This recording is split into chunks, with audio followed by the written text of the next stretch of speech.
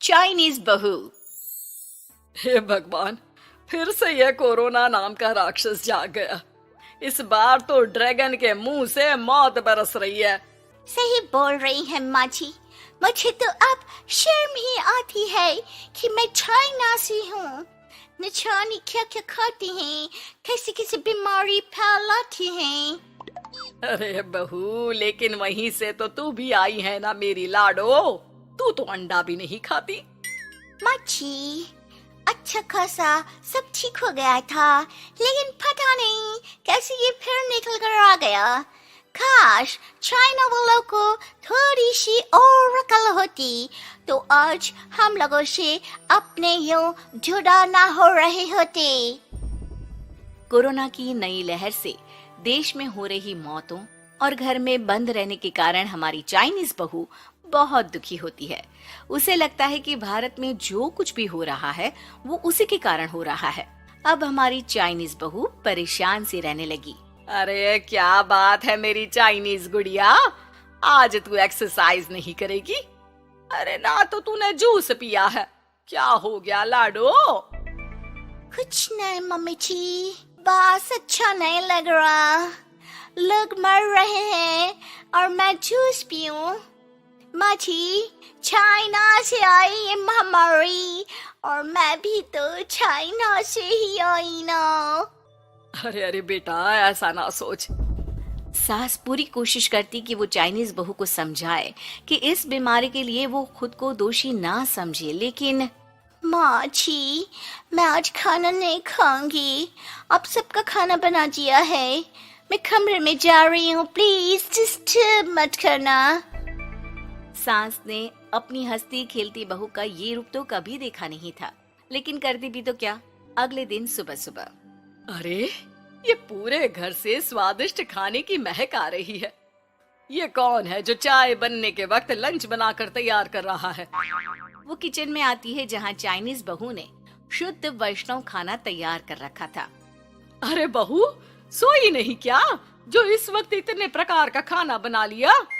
हाँ हाँ माँ जी, क्या करे, जब दिल में बोझ हो तो नींद नहीं आती।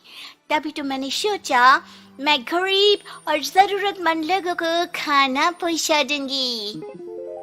वो ढेर सारा खाना रोज बनाती और गरीब और बेसहारा लोगों में बांटती। क्या कर रही है बहू? कितने दिनों से देख रही हूँ तू अच्छे से सोती भी नहीं है। क्यों कर रही है लाडो? क्या करूं माँ जी, मेरे देश के लोग जीवन की लड़ाई लड़ रहे हैं और मैं सो जाऊं, मुझसे नहीं होता। एक दिन चाइनीज बहू पीपीटी किट पहनकर खड़ी होती है। अरे ये क्या बेटा, खाना देने जा रही है या लड़ाई लड़ने? माँ जी, मैं कुछ दिनों के लिए घर नहीं आऊंगी। मैंने सोचा है कि मैं घर से बाहर रहकर कोरोना के मरीजों की देखभाल करूंगी। ओ प्लीज प्लीज आप मुझे रोकना नहीं। नहीं नहीं बहू, ये तो तूने बहुत ही नेक काम सोचा है। बस बेटा तू अपना ख्याल रखना। बहू वहां से चली जाती है, लेकिन सास की रोज फोन पर बहू से बात होती। घर पर क्या है माँ, क्यों भेज दिया तूने उसे? बाहर कितना खतरा है, उसे कुछ हो गया तो? अरे बिल्कुल चिंता ना कर, उसने सारे नियम कायदे को फॉलो किया है। अरे वो बिल्कुल ठीक रहेगी। और अगर मैं उसे मना कर देती ना तो उसकी अंतरात्मा उसे सोने नहीं देती।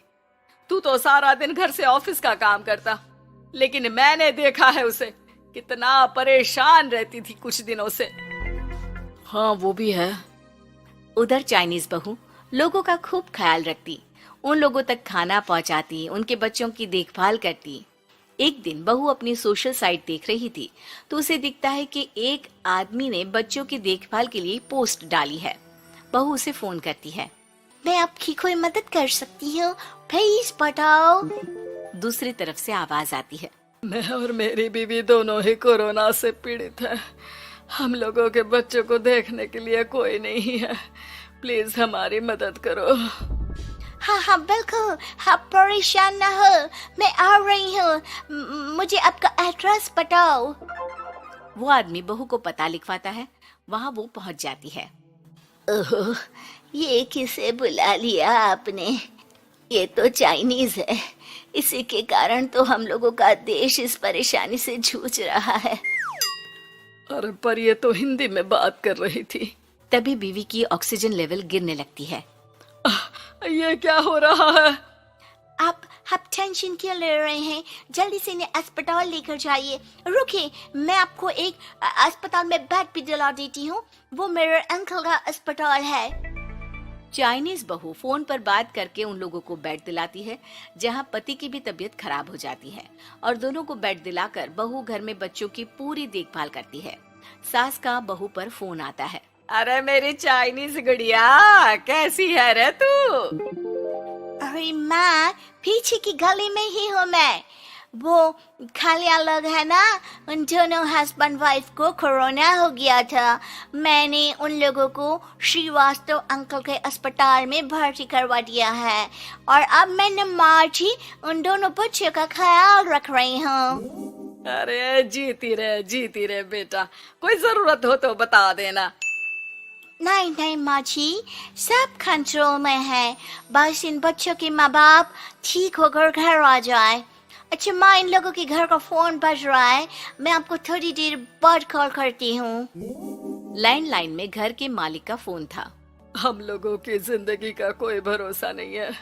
यहाँ इलाज महंगा है और हम लोगों के पास पैसे नहीं है। जितना इलाज हो सकेगा उतना ही होगा। हमारे बाद प्लीज आप हमारे बच्चों को संभाल लेना। नहीं, ऐसे मत बोलिए, मैं अस्पताल वालों से बात करती हूँ। बहू अपनी बैंक से अस्पताल वालों को पैसे दे देती है और फोन पर कहती है, मैंने आप लोगों के अकाउंट में पैसे डाल दिए हैं। इन दोनों का अच्छे से इलाज होना चाहिए। पैसे की जरूरत होगी तो मैं और डाल दूंगी। सारा दिन बहू कोरोना पेशेंट के बच्चों को देखती, रात में ढेर सारा खाना पैक करके जरूरतमंदों में बांटती। सोशल साइट्स के जरिए भी वो लोगों से जुड़कर उनकी मदद करती। फिर एक दिन घर का मालिक और उसकी बीवी ठीक होकर घर आ जाते हैं। आपका बहुत बहुत शुक्रिया, मैं आपकी पाई पाई लौटा दूंगा। भाई नहीं, पैसा दिया था, लेकिन वो जब आप बिल्कुल ठीक हो जाना तो कमा कर दे देना, कोई बात नहीं। दोनों पति पत्नी चाइनीज बहू का शुक्रिया अदा करते हैं। आप तो हम लोगों के लिए भगवान की तरह है, आपका बहुत बहुत शुक्रिया। चाइनीज बहू बहुत खुश हो जाती है। वो घर आकर सास को पूरी बात बताती है। देख मेरी चाइनीज गुड़िया, तुझे चाइना का होने पर अफसोस था ना, लेकिन तूने सच्चे दिल से लोगों की सेवा करके ये बता दिया कि बेटी कहीं की भी क्यों ना हो, ससुराल आकर वो ससुराल के रंग में ही रंग जाती है।